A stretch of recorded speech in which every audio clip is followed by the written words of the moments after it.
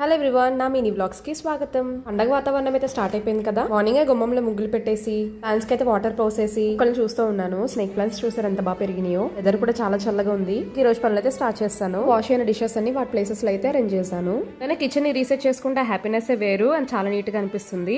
మా వారికి కూడా లంచ్ బాక్స్ అయితే ప్యాక్ చేస్తాను. అనంతా అయిపోయిన తర్వాత ఎన్నో రోజులుగా పెండింగ్ పడిపోయిన పని ఒకటి చేశాను. అదేంటంటే నెయ్యి కాయటం. కేజీని ఎంత కమ్ముతున్నారండి బాబు. ఈ రోజు స్పెషల్ ఏంటంటే చిక్కుడుకాయ టమాటా అండ్ టమాటా రసం. లంచ్ అయితే తినేసి ఇల్లంతా మాప్ పెట్టుకున్నాను.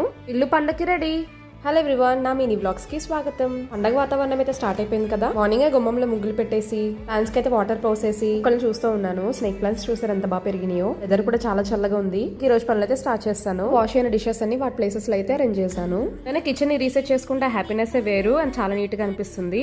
మా వారికి కూడా లంచ్ బాక్స్ అయితే ప్యాక్ చేస్తాను. అనంతా అయిపోయిన తర్వాత ఎన్నో రోజులుగా పెండింగ్ పడిపోయిన పని ఒకటి చేశాను. అదేంటంటే నెయ్యి కాయటం. కేజీని ఎంత కమ్ముతున్నారండి బాబు. ఈ రోజు స్పెషల్ ఏంటంటే చిక్కుడుకాయ టమాటా అండ్ టమాటా రసం. లంచ్ అయితే తినేసి ఇల్లంతా మాప్ పెట్టుకున్నాను. ఇల్లు పండకి రెడీ.